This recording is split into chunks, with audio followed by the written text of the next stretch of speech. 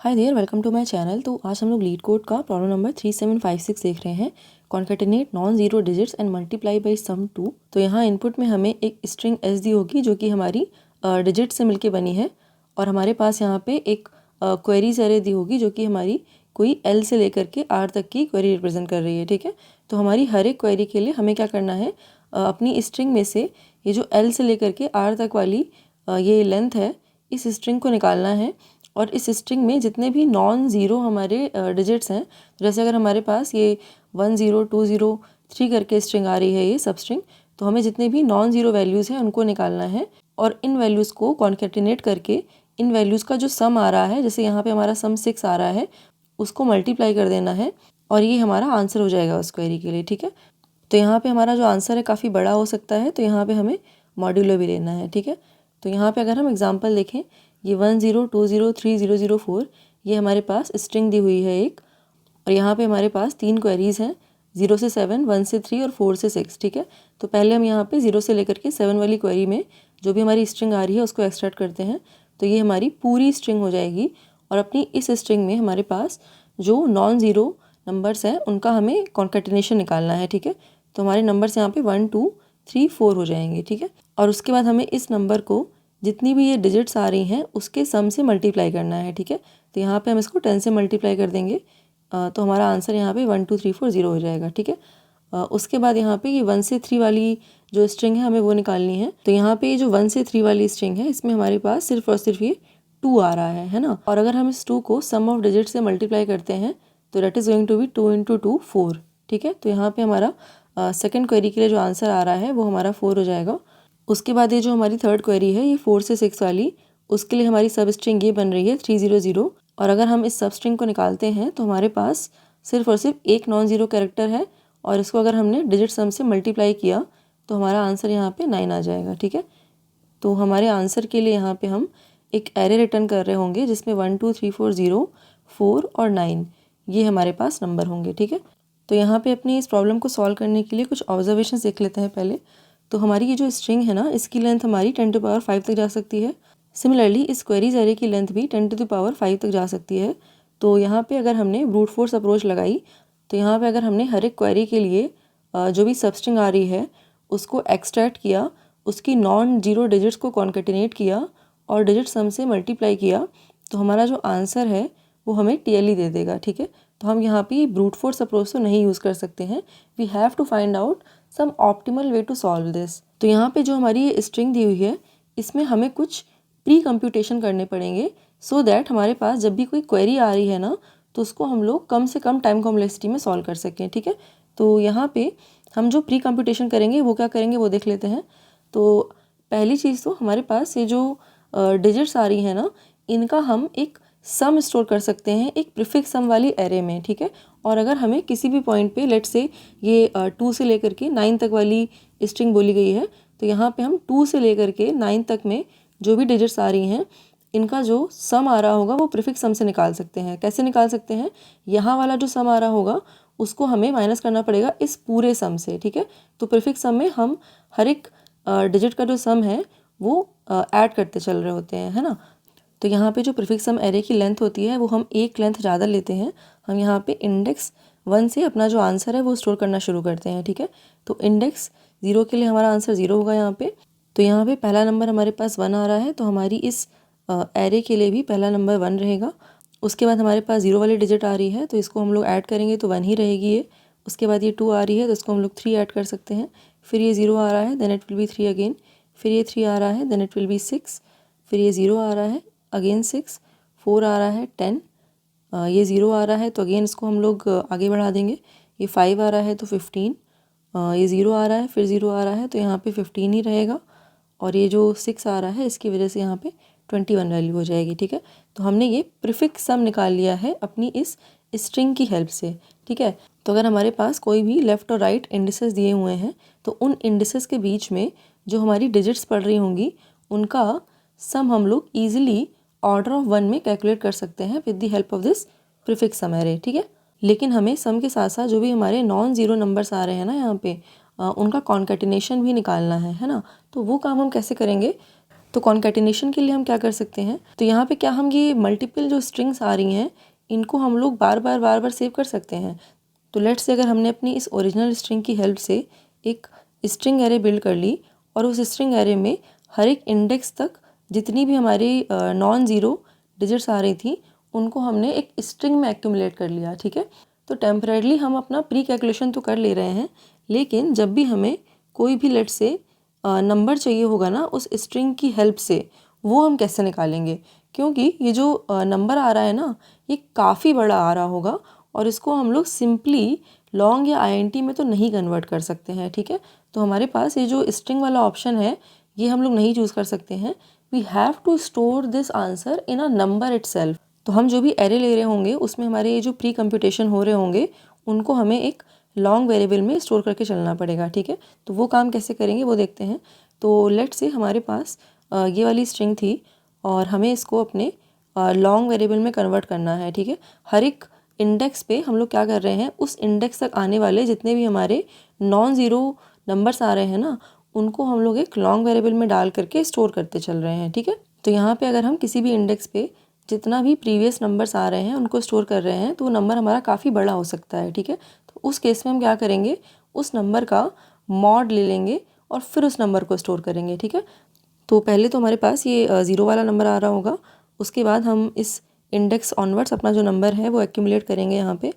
तो यहाँ पे पहले 1 आ रहा है, फिर ये 1 2 आ रहा है, फिर 1 2 3 आ रहा है, फिर हमारे पास यहाँ पे 0 आ रहा है। तो यहाँ पे इस केस में जो हमारा नंबर आएगा पूरा वो हमारा 1 2 3 ही आएगा। तो यहाँ पे हम 1 2 3 फिर से स्टोर कर देते हैं। उसके बाद 4th इंडेक्स पे 1 2 3 4, फिर 5th इंडेक्स पे 1 2 3 4 5, ऐसे करके हम अपने जो नंबर्स आ रहे होंगे ना इनको कॉन्कैटिनेट करेंगे और हम अपने नंबर्स का मॉड भी लेते चल रहे होंगे, ठीक है। तो ये हमने अपने सारे नंबर्स को प्री कंप्यूट करके रख लिया है, ठीक है। तो लेट्स से अगर हमें ये वाली क्वेरी दी हुई है और हमें इसके लिए आंसर निकालना है, तो हमारी इस क्वेरी के लिए 0 से लेकर के 7 तक वाली जो भी हमारी डिजिट्स आ रही हैं उनका हमें कॉन्कैटिनेशन पता है। ये हमारा इंडेक्स 8 पे हमें मिल जाएगा, ठीक है। तो हम यहाँ पे इस इंडेक्स से अपना जो आंसर है वो निकाल सकते हैं and this is going to be this 1 2 3 4 5 6, ठीक है। और हमें इंडेक्स 3 से जो पहले वाली डिजिट्स आ रही हैं उनको यहाँ से हटाना है, ठीक है। तो हम यहाँ पे इंडेक्स 3 तक जो भी हमारी वैल्यूज़ एक्यूमुलेट हुई होंगी वो निकाल लेते हैं, ठीक है। ये 1 2 3 ये वैल्यूज़ हैं हमारे पास। तो अगर हम यहाँ पे इस वाले नंबर से इस वाले नंबर को माइनस कर दें तो हमारे पास ये 4 5 6 वाला जो आंसर है ये आ जाएगा, ठीक है। तो ये जो हमने 0 0 0 वाली डिजिट्स ली हुई हैं जिससे हमने इस 1 2 3 को मल्टीप्लाई किया हुआ था, ये वैल्यू क्या आ रही होगी, हमारे पास इस नंबर में जितनी डिजिट्स हैं और इस नंबर में जितनी डिजिट्स हैं उनका जो डिफरेंस आ रहा है ना वो हमारे ज़ीरोज़ आ रहे हैं, ठीक है। उतने ही ज़ीरो हमें अपने इस प्रीवियस नंबर में मल्टीप्लाई करने हैं, ठीक है। तो हमारे किसी भी नंबर में कितनी डिजिट्स आ रही हैं अभी तक ये भी हम लोग एक एरे में स्टोर करते चल सकते हैं, ठीक है।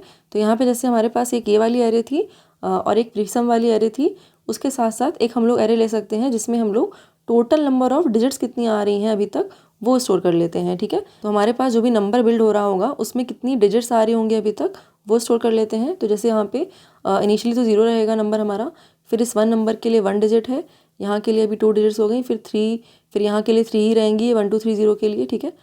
फिर यहाँ पे 1 2 3 4 इसके लिए हमारे पास 4 डिजिट्स हो गई। तो ऐसे करके हमने जितनी भी डिजिट्स आ रही होंगी उस नंबर तक वो स्टोर कर ली हैं, ठीक है।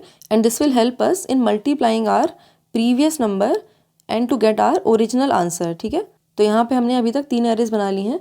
एक हमने ये एरे बना ली है जिसमें हम लोग जो कॉन्कैटिनेशन है वो स्टोर करके चल रहे हैं। एक हमारी ये जो प्रीसम वाली एरे थी वो है, और हमारे नॉन ज़ीरो नंबर्स का जो भी काउंट आ रहा है उसके लिए भी हमने एक एरे बना ली है, ठीक है। तो अभी नोटिस करो हमने यहाँ पे 10 की पावर 3 से ईजिली मल्टीप्लाई कर दिया है, ठीक है। लेकिन हमारे पास यहाँ पे 10 की पावर तो कितनी भी हो सकती हैं based on number of digits, ठीक है। तो हम क्या कर सकते हैं, हम ना ये जो 10 की पावर्स है ना इनको भी प्री कैलकुलेट करके रख लेते हैं। तो ये 10 की पावर 1, 10 की पावर 2, 10 की पावर 3 इनको भी एक एरे में प्री कैलकुलेट कर लेते हैं और यहाँ पे हमें जितनी भी 10 की पावर से मल्टीप्लाई करना होगा हम ना उसको ईजिली अपनी इस एरे से निकाल सकते हैं, ठीक है। तो ये जो 10 की पावर कैलकुलेट करनी है इसके लिए हम लोग एक अलग से एरे ले लेंगे और इस एरे को भी हम लोग मॉड लेते चलेंगे सो दैट हमारा जो आंसर है वो विद इन रेंज रहे, ठीक है।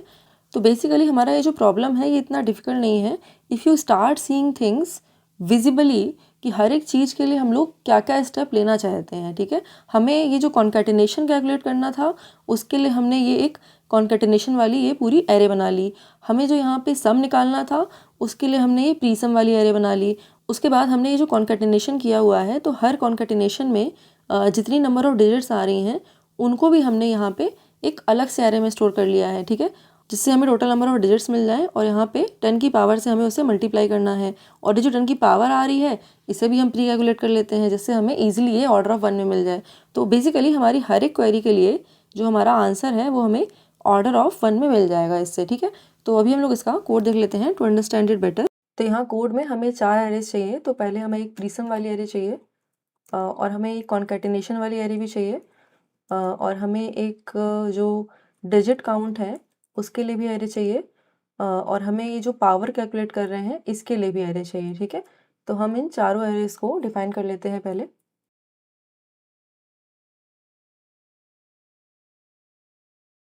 तो अभी हम अपनी इस स्ट्रिंग को ट्रेवर्स करके इन सारी एरेज को प्री कैलकुलेट कर लेते हैं। ठीक है, तो हमारा जो भी कैरेक्टर आ रहा होगा पहले वो निकाल लेते हैं।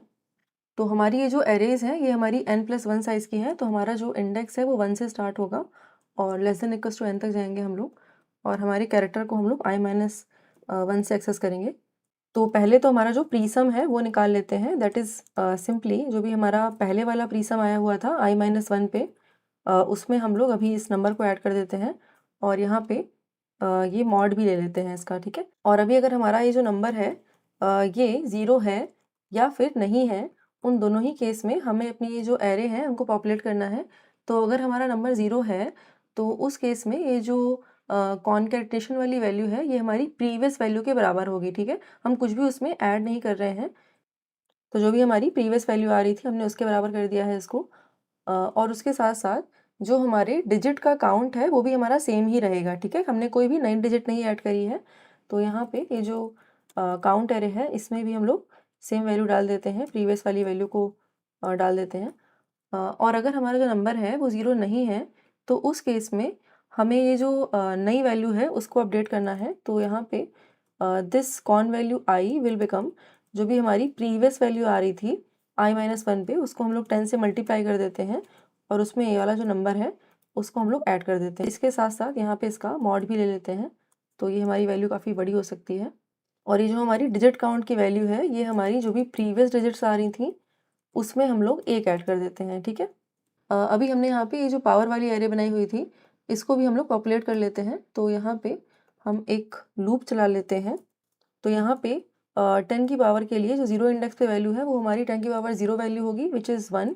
तो यहाँ पे 1 डाल देते हैं और इंडेक्स 1 ऑनवर्ड से ये सारी वैल्यूज़ पॉपुलेट कर लेते हैं। तो हमारी कोई भी जो वैल्यू है that is going to be, जो भी हमारी प्रीवियस वैल्यू आ रही है यहाँ पे उसमें हम लोग इसका 10 का मल्टीप्लाई कर देते हैं। ठीक है, और इसका मॉड भी ले लेते हैं और इसके बाद हमें अपना जो आंसर है वो बिल्ड करना है। तो हम एक आंसर एरे ले लेते हैं और ये हमारी क्वेरीज डॉट लेंथ के बराबर होगी और यहाँ पे अपनी ये जो सारी क्वेरीज हैं इनको हम लोग एक्सेस कर लेते हैं 1 बाय 1 करके। तो हमारी क्वेरीज में जो भी लेफ़्ट और राइट इंडिसेस की वैल्यू आ रही है वो निकाल लेते हैं और यहाँ पे जो भी हमारी सम वैल्यू आ रही होगी, डिजिट सम की वैल्यू आ रही होगी वो हम लोग प्रीफिक्स एरे से निकाल लेंगे। तो हमारी इस प्रीसम वाली एरे में जो वैल्यू है तो this is going to be right +1 minus presum left. ठीक है, तो इससे हमारा जो डिजिट सम आया होगा वो निकल आएगा और हमें ना वो जो कॉन्केटिनेटेड वैल्यू है वो भी निकालनी है। तो उसके लिए पहले हम लोग जो लेफ़्ट वाला पार्ट है वो निकालते हैं। तो हमारी इस कॉन्केटिनेटेड एरे में जो भी लेफ़्ट साइड में वैल्यू है वो निकाल ली हमने और जो पूरा 0 से लेकर के राइट तक वाला पार्ट है वो निकाल लेते हैं।